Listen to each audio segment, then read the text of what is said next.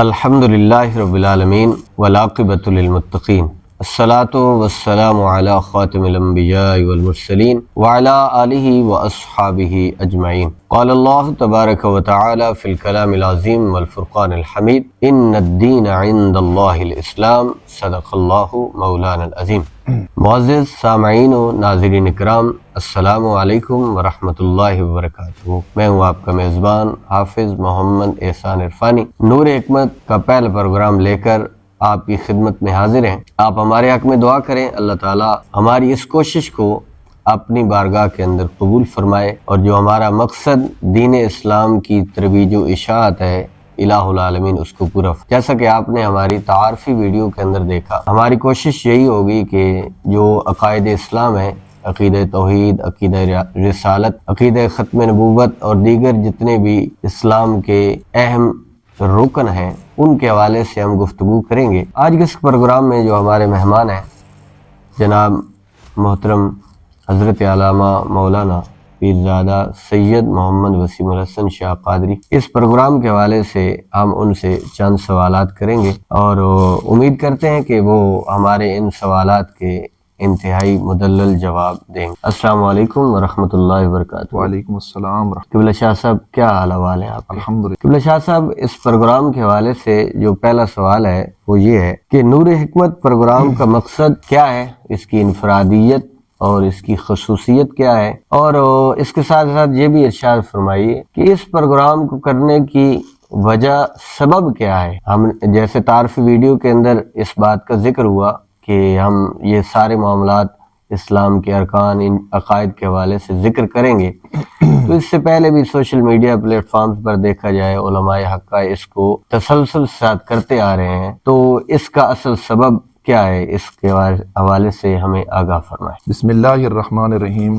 بہت شکریہ۔ نور حکمت پروگرام میں اللہ تعالیٰ نے ہمیں توفیق عطا فرمائی ہے کہ ابلاغ دین کی خاطر ہم دونوں حاضر ہیں۔ اللہ تعالیٰ ہماری کوشش کو اپنی بارگاہ میں قبول فرمائے۔ آمین۔ میں آغاز کرنا چاہتا ہوں رسول محتشم صلی اللہ علیہ وآلہ وسلم کا وہ فرمان ذیشان کہ سرکار نے فرمایا بلغوا عنی ولو آیہ، میری طرف سے چاہے ایک بات ہی کیوں نہ سنو، اس کو آگے لوگوں تک پہنچا دو۔ صحابہ کرام، اہل بیت اعظام، تبع تابعین کی جماعت، علماء، محدثین، صوفیاء، ہر شخص نے اور ہر عالم دین نے، ہر اللہ رب العزت کے ولی کامل نے اس فرمان پر عمل کیا، اور ہر شخص نے اپنی ذمہ داری کے ساتھ جو حیات اللہ کریم جل وعلا نے ان کو عطا فرمائی، نفوس قدسیہ کو، انہوں نے دین کے ابلاغ کے لیے کام کیا۔ کسی نے تدریس کے ذریعے، کسی نے تصنیف کے ذریعے، کسی نے تقریر کے ذریعے، کسی نے تبلیغ کے ذریعے، مختلف ذرائع سے انہوں نے دین کا پیغام لوگوں تک پہنچایا۔ تو اللہ رب العزت کے حضور ہم شکر ادا کرتے ہیں کہ اللہ تعالیٰ نے ہمیں بھی یہ توفیق عطا فرمائی ہے۔ بس جو فیضان اللہ کریم جل وعلا نے ان نفوس قدسیہ کو عطا فرمایا ابلاغ دین کی خاطر،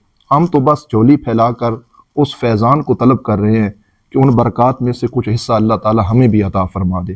تو اس مقصد کی خاطر تاکہ اس حضور نبی رحمت صلی اللہ علیہ وسلم کے فرمان ذیشان پر عمل ہو جائے۔ دوسری بات جو آپ فرما رہے ہیں کہ اس کی انفرادیت اور خصوصیت کیا ہے، یا اس پروگرام کے شروع کرنے کا مقصد کیا ہے۔ سوشل میڈیا پر مختلف علماء حقہ ابلاغ دین کی خاطر اپنی خدمات سر انجام دے رہے ہیں، سب کی بارگاہ میں ہم خراج تحسین پیش کرتے ہیں۔ اس پروگرام کی جو سب سے بڑی خصوصیت ہے، جو میری نظروں میں اور میری سوچ کے اندر جس کو میں نے محسوس کیا ہے، وہ یہ ہے کہ سوشل میڈیا پر ہم نے مختلف پروگرامز دیکھے ہیں، ہم سب کی تائید و تحسین کرتے ہیں۔ کچھ پروگرامز ایسے ہیں جو خاص شخصیات پر مشتمل ہیں، جس طرح صحابہ کرام، ازواج مطہرات، حضور علیہ الصلوۃ والسلام کی اہل بیت پاک، ائمہ اہل بیت کی سیرت و کردار لوگوں تک پہنچا رہے ہیں۔ کچھ پروگرامز ایسے ہیں جو صرف حدیث رسول علیہ السلام کو لے کر چل رہے ہیں، حدیث کی سند پر بات کرتے ہیں، اس کے متن پر بات کرتے ہیں، حدیث کی عربی عبارات، اس کی تشریح، اس کا ترجمہ لوگوں تک پہنچا رہے ہیں۔ کچھ پروگرامز جس طرح احیاء العلوم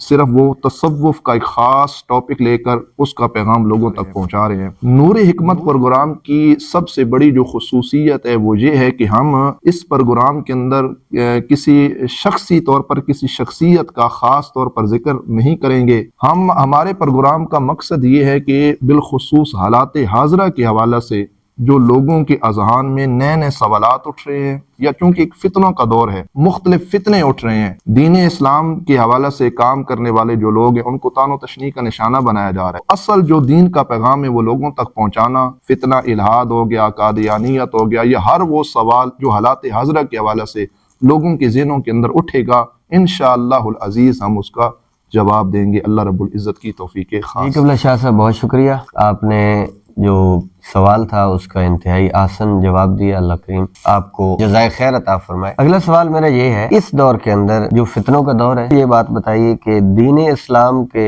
کون سے علوم سیکھنا ہر مسلمان عاقل بالغ مرد عورت پر لازم ہے؟ آپ نے دیکھا ہوگا کہ ہر کالج، یونیورسٹی اور سکول کے باہر ایک مشہور حدیث طالب العلم فریضۃ علی کل مسلم کی، علم کا حاصل کرنا ہر مرد عورت پر فرض ہے۔ یہ آپ نے دیکھا ہوگا، لوگ سنتے بھی ہیں اس کو۔ در حقیقت اس علم سے مراد علم دین ہے، اور علم دین میں بالخصوص جو فرائض ہیں جن کا سیکھنا جاننا انتہائی ضروری ہے، وہ یہ ہے کہ عقائد کے حوالے سے علم ہو۔ عقائد سے مراد اللہ کریم جل وعلا ایک ہے، حضور علیہ الصلوۃ والسلام جن کا میں نے کلمہ پڑھا ہے وہ آخری نبی ہیں، آپ کے بعد کوئی رسول و نبی نہیں ہے۔ اللہ رب العزت جل وعلا کے ہر پیغمبر پر ایمان رکھنا، تمام کتب پر ایمان رکھنا اور ان کو سچا ماننا، یہ عقیدہ، تاکہ کسی بھی لحاظ سے انسان جو ہے وہ کفر تک نہ پہنچے یا گمراہی تک نہ پہنچے۔ سچا اور پکا جو ہے وہ اس کو مسلمان ہونا چاہیے، تو اس کے لیے سب سے جو بنیادی علم ہے وہ ہے عقیدہ، ایمان اس کا جو ہے وہ مضبوط ہونا چاہیے، یعنی جو ایمان مفصل کے اندر ذکر آمنت باللہ و ملائکتہ، بالکل وہی۔ دوسری جو چیز ہے اس کے اندر کہ عبادات،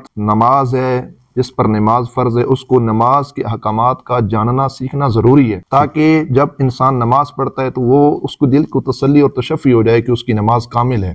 ٹھیک ہے، کن چیزوں سے نماز ٹوٹتی ہے، کن چیزوں سے نماز اس کی مکروہ ہوتی ہے، ان کا جاننا اس کے لیے فرض ہے، وہ ان علوم کو سیکھے۔ جس پہ حج فرض ہے وہ حج کے ارکان کو سیکھے، تعلیمات کو سیکھے۔ اسی طرح عبادت کے معاملے میں روزہ ہو گیا یا بقیہ عبادات، اس سے علماء کہتے ہیں اس کے اندر وضو بھی شامل ہے، اس کے اندر ہماری طہارت کے احکامات بھی شامل ہیں۔ اور تیسرے نمبر پر جو علم ہے جس کا سیکھنا جاننا ہر مسلمان کے لیے فرض ہے، وہ ہے حلال اور حرام کے اندر تمییز کرنا، فرق۔ یعنی عبادات، جی، عقائد کے بعد جو تیسرا ہے وہ معاملات ہیں۔ معاملات زندگی میں ہمارا ایک ہے کہ لباس، ہمارا کھانا پینا، تجارت کے حوالے سے جو شخص کاروبار چلا رہا ہے اس کو علم ہونا چاہیے کہ کون سی چیزیں حلال ہیں، کون سی چیزیں حرام ہیں۔ سود کے معاملات ہو گئے، اس سے اجتناب کرنا، اور اس کے علاوہ بقیہ دیگر جتنے بھی معاملات ہیں تجارت کے حوالے سے، جی دھوکہ کسی کو نہ دے، ملاوٹ نہ کرے کسی چیز کے اندر، ان چیزوں کا جاننا ہر انسان پر ضروری ہے۔ حتیٰ کہ جو لباس جس کو ہم استعمال کرتے ہیں اس کا بھی علم ہونا چاہیے کہ یہ حلال کے پیسوں سے میں نے پہنا ہوا ہے، یا کچھ ایسا معاملہ میں نے کیا ہے جس کی وجہ سے پیسہ حرام کا ہے، جس کو میں نے آج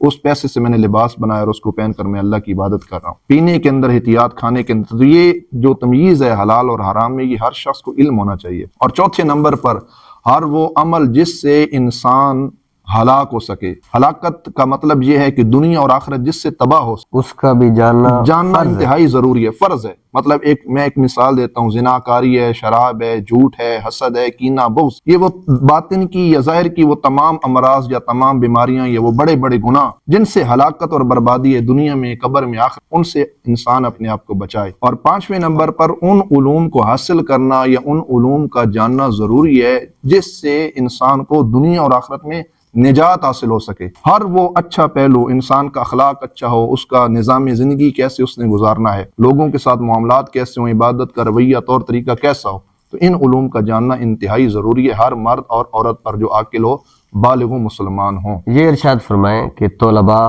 یا شائقین جو علم سیکھنا چاہتے ہیں، وقت کی تنگی اور ان مصروفیات کو پیش نظر رکھتے ہیں، ان کے لیے کچھ اصول بیان کر دیں جن کے تحت وہ اس دین کے علم کو آسانی سے حاصل کر سکیں۔ جو بھی دین کے طلباء ہیں یا شائقین ہیں، مطلب کالج یونیورسٹی کے جو اسٹوڈنٹس وغیرہ ہیں، اگر وہ کسی عالم یا مدرسے میں جاتے ہیں یا کسی امام سے کچھ مسائل جاننا چاہتے ہیں یا پوچھنا چاہتے ہیں یا علم دین میں رغبت حاصل کرنا چاہتے ہیں، طلباء ہیں یا شائقین ہیں، مطلب کالج یونیورسٹی کے جو اسٹوڈنٹس وغیرہ ہیں، خلوص اللہ رب العزت کی رضا کے لیے گھر سے مسجد تک آیا، گھر سے مدرسے تک گیا، یا کسی بھی دینی درسگاہ تک پہنچا، کسی عالم دین کی مجلس میں پہنچا، علم کے حصول کا اگر ذریعہ وہ حاصل کرنا چاہتا ہے، علم کو حاصل کرنا چاہتا ہے، تو سب سے بنیادی مقصد کیا ہے؟ اللہ رب العزت راضی ہو جائے۔ دوسری جو بات ہمارے صوفیاء نے ذکر کی ہے کہ طلباء کے لیے سب سے جو عمدہ چیز ہے وہ ہے باطن کی صفائی۔ ایک ہے نا ظاہری صفائی، غسل ہے، اس کے اندر وضو ہے، مطلب ایک شخص ہے وہ وضو کر کے پہنچا، لیکن باطن کے اندر کیا ہوا؟ کینہ، حسد، بغض، غصہ، یہ تمام معاملات اگر دل کے اندر پائے گئے تو اللہ رب العزت کی طرف سے جو علم ہوگا اس کا فیضان جو ہے وہ اس دل کو نصیب نہیں ہوگا۔ بلکہ صوفیاء نے یہاں پر بات کی ہے کہ یہ جو علم ہے نا، یہ ایک نور ہے، اللہ کریم جل وعلا فرشتوں کے واسطے سے اس کو دل کے اندر القاء فرماتا ہے۔ اور حدیث پاک کا وہ مفہوم جو بخاری کے اندر ہے کہ اللہ رب العزت کی رحمت کے فرشتے وہاں نہیں جاتے جس گھر کے اندر کتا ہو۔ تو صوفیاء نے ان باطنی بیماریوں کو کتے کے ساتھ تعبیر کیا، یہ نجس ہیں، یہ پلید چیزیں ہیں۔ تو سب سے پہلے اس دل کو ہمیں کیا کرنا ہوگا؟ پاک و صاف کرنا ہوگا۔ پھر سب سے جو اہم ترین چیز ہے وہ ہے ادب اور تعظیم کا معاملہ، کہ آپ جن کے پاس دین سیکھنے کے لیے جا رہے ہیں یا جن سے آپ دین کو سیکھ رہے ہیں وہ ظاہری اور باطنی لحاظ سے ان کا صحیح معنوں میں ادب و احترام کیا جائے۔ اگر ادب و احترام کا معاملہ نہ پایا گیا تب بھی علم کا فیضان اس کو نصیب نہیں ہوگا۔ یہاں پر ایک سوال اٹھتا ہے، جی کیسے کچھ وہ لوگ ہیں جو بظاہر جن کے اخلاقیات درست نہیں ہیں یا بدکار ہیں، حالانکہ وہ علم تو ان کو بھی نصیب ہو جاتا ہے۔ تو صوفیاء نے کہا کہ پھر وہ علم حقیقی ان کو نصیب نہیں ہوتا جن کے اخلاقیات برے ہیں۔ علم حقیقی سے مراد یہ ہے کہ یہ علم جو دنیا میں وہ حاصل کر رہے ہیں محنت کر کے، اس علم کا ثمر آخرت میں ان کو نصیب نہیں ہوگا۔ اگر چاہتے ہیں کہ یہ علم دنیا اور آخرت میں کام آئے تو اس کے لیے زبان کے اندر مٹھاس پیدا کرنی ہوگی، اپنے باطن کی صفائی کرنا ہوگی، اور اساتذہ کرام کا حقیقی معنوں میں ادب و احترام کرنا ہوگا۔ جو کتابیں ہم پڑھ رہے ہیں ان کتابوں کا بھی احترام، مسجد مدرسہ جہاں پر ہم دین کو سیکھ رہے ہیں اس جگہ کا بھی ادب و احترام کا ہونا انتہائی ضروری ہے۔ شاہ صاحب، آج کی اس نشست کے حوالے سے یہ آخری سوال ہے، یہ بیان فرمائیں کہ اس فتنوں کے دور کے اندر علماء حقہ ان کی کیا ذمہ داری ہے؟ فتنوں کے دور کے اندر علماء حقہ کی جو ذمہ داریاں اور جو نصیحت اعلیٰ حضرت فاضل بریلی رحمۃ اللہ تعالی علیہ آپ نے جاری فرمائی، میں اسی میں سے چند ملفوظات آپ لوگوں کے سامنے رکھنا چاہتا ہوں۔ اعلیٰ حضرت علیہ رحمہ آپ نے ارشاد فرمایا، علماء کی جماعت ایسی ہے کہ علماء کی وجہ سے لوگ علماء یعنی کہ دین کے قریب بھی آتے ہیں اور ان کی وجہ سے لوگ دین سے دور بھی ہوتے ہیں۔ آپ نے ارشاد فرمایا ہے کہ اگر کوئی عالم دین جب وہ سنت غیر مؤکدہ کو چھوڑے گا تو لوگ سنت مؤکدہ کو چھوڑ دیں گے، اور فرماتے ہیں کہ اگر کوئی عالم سنت مؤکدہ کو ترک کرنے کی عادت بنا لے گا تو لوگ جو ہیں وہ واجبات سے دور ہو جائیں گے۔ اللہ اکبر۔ اور کسی عالم نے اگر واجبات کو ترک کیا تو لوگ فرض سے دور ہو جائیں گے، فرض کو چھوڑ دیں گے، اور اگر کسی عالم نے فرض کو چھوڑا تو لوگ دین سے دور ہو جائیں گے، لوگ دین کو چھوڑ دیں گے۔ اور آگے آپ نے فرمایا کہ جس عالم دین نے کراہت تنزیہ کا ارتکاب کیا، لوگ اس عالم کے اس فعل کو دیکھ کر کراہت تحریمی کا ارتکاب کریں گے۔ تو آپ نے فرمایا کہ کوئی عالم جو ہے وہ جب کراہت تنزیہ، ہلکی سی وہ ناپسندیدہ چیز، حالانکہ کوئی اس پہ کوئی شدت والی گرفت کا معاملہ بھی نہیں، اگر کوئی عالم اس کا ارتکاب کرے گا تو عوام اس کو دیکھ کر کراہت تحریمی، جس کے اندر شدت کا معنی جو حرام کے قریب ہے، اس کا لوگ ارتکاب کرنا شروع کر دیں گے۔ اللہ اکبر۔ اور جس عالم نے تحریمی اعتبار سے ارتکاب کیا کہ وہ مطلب کراہت تحریمی کرے گا تو لوگ مکمل طور پر حرام کام کرنا شروع کر دیں، اور اگر کسی عالم نے حرام کام کا ارتکاب کیا تو خدشہ ہے کہ لوگ کہیں کفر کے اندر مبتلا نہ ہو جائیں یا کفر کے نزدیک تک نہ پہنچ جائیں۔ علماء کی ذمہ داری ہے کہ وہ اپنے کردار، اخلاقیات اور اپنے معاملات کو صحیح معنوں کے اندر درست رکھیں۔ امام بخاری علیہ رحمہ کا وہ مختصر سا واقعہ جو مجھے یاد آ رہا ہے کہ آپ کشتی پہ سفر کر رہے تھے اور آپ کے پاس لاکھوں کے حساب سے اشرفیاں موجود، اس کشتی کے اندر ایک ایسا شخص تھا جو چوری کی نیت سے آیا تھا کہ اس کو جب علم ہوا کہ امام بخاری علیہ رحمہ کی پاس جو ہے آپ کی جھولی کے اندر اتنی اشرفیاں موجود ہیں تو میں ان سے جو ہے نا وہ اشرفیاں چھینوں گا اور میں اپنا نظام چلاؤں گا۔ اس نے جب یہ معاملہ دیکھا تو اس نے شور مچانا شروع کر دیا بھری کشتی کے اندر۔ اس نے کہا جی میری اشرفیاں چوری ہو گئیں۔ اس نے یہ سمجھا کہ امام بخاری علیہ رحمہ کی داڑھی مبارک بھی ہے، جبہ مبارک بھی ہے، سر پہ دستار بھی ہے، تو جب میں چلاؤں گا، میں چوری کا الزام لگاؤں گا تو ان سے اشرفیاں برآمد ہو جائیں گی تو میری وجہ سے یہ بدنام ہو جائے۔ جب اس نے یہ فعل سرزد کیا، اس طرح کا معاملہ کیا، تو امام بخاری علیہ رحمہ نے وہ اشرفیاں اٹھا کر آپ نے دریا کے اندر ڈال دیں۔ اللہ اکبر۔ جب تلاشی لی گئی تو امام بخاری علیہ رحمہ کے پاس وہ اشرفیاں موجود نہ تھیں، امام بخاری علیہ الرحمہ نے اس شخص کو بلایا اور آپ نے کہا کہ میرے پاس اشرفیاں موجود تھیں، لیکن تمہاری اس آواز سے اگرچہ جھوٹا الزام لگتا مجھ پر، کیونکہ میں ایک عالم ہوں، میں تدریس کا ایک فن رکھتا ہوں، میں لوگوں کو پڑھاتا ہوں، دین سکھاتا ہوں، قیامت تک لوگ اگرچہ الزام جھوٹا تھا لیکن لوگ یہ سمجھتے کہ امام بخاری علیہ الرحمہ نے فلاں شخص کی جو ہیں اشرفیاں ان کو چوری کر کے اپنے پاس چھپا لیا۔ اللہ اگلا جو جملہ آپ نے ارشاد فرمایا وہ علماء کے لیے اور ہم سب کے لیے سبق ہے۔ امام بخاری علیہ الرحمہ آپ نے فرمایا کہ عالم دین کو اپنا کردار سنبھالنے کے لیے اور کردار کے تحفظ کے لیے قربانی دینا پڑتی ہے۔ اللہ جب تک علماء قربانیاں نہیں دیں گے تب تک ان کا کردار اور اخلاق جو ہیں وہ محفوظ نہیں ہوں گے۔ بہت شکریہ قبلہ شاہ صاحب، آپ نے وقت نکالا اور ہمارے سوالات کے جو ہے وہ آپ نے انتہائی آسان جواب دیے۔ اللہ کریم آپ کو جزائے خیر۔ آمین۔ معزز سامعین اور ناظرین کرام، یہ آج ہمارے پروگرام نور حکمت کی پہلی نشست ہے۔ ہم امید کرتے ہیں کہ جو سوالات تھے ان کے جو جوابات ہیں اس سے یقیناً آپ مطمئن ہوئے ہوں گے۔ مزید اس حوالے سے عرض کرنا چاہوں کہ اگر آپ کے کوئی بھی سوالات ہیں تو آپ ہمیں کومنٹ میں بھی کر سکتے ہیں، اور ہمارا واٹس ایپ نمبر سکرین کے اوپر شو ہو رہا ہے، تو آپ اس واٹس ایپ نمبر کے اوپر بھی سوالات اپنے لکھ کر پیش کر سکتے ہیں۔ انشاءاللہ تعالی آئندہ آنے والے پروگراموں کے اندر آپ کے سوالات کا صحیح مدلل جواب دیا جائے گا۔ تب تک کے لیے اجازت چاہتے ہیں، آپ کا میزبان حافظ محمد احسان عرفانی۔ فی امان اللہ، اللہ حافظ۔